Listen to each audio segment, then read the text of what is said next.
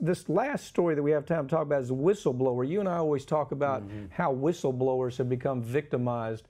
I remember, you know, we've had two presidents. First of all, you had George Bush say, "I'm going to take care of whistleblowers," and of course, just the opposite happened. Obama said, "I'm going to make sure whistleblowers are safe." It got worse, if you can imagine, with Obama. Nothing happens to government sometimes or corrupt corporations unless somebody comes and tells the story, because you can't find out. You know, Absolutely. It has to be somebody inside.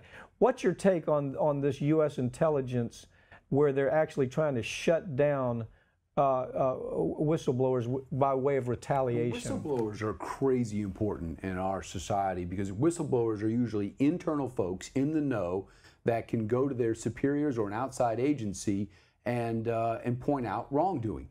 And the whistleblower acts were created under Lincoln when people were selling, you know, integral parts for the war and filling them with sand. You've handled several of these cases. Yeah. And in each case, wouldn't you agree, the ones that I've handled, I've seen, well, actually I've worked on with you, the ones I've seen it's like the person coming forward that's saying, you need to know something. Absolutely. The defense industry, this weapons manufacturer is stealing billions of dollars from taxpayers. And oh, by the way, I have the documents. Right. Here they are. Here's the information right here.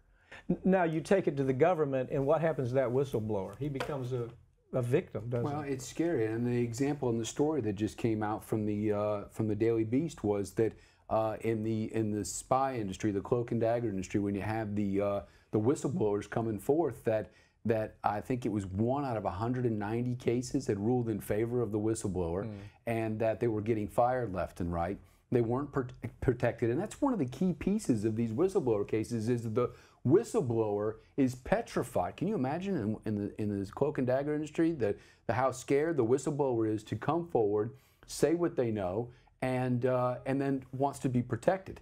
And they need to be protected, and it promotes an efficiency within our government. But if we're not taking care of them, it's another cover-up. They're not finding any wrongdoing in case after case after case, and they're taking years and years and years to come to a conclusion. Yeah, they're victimized.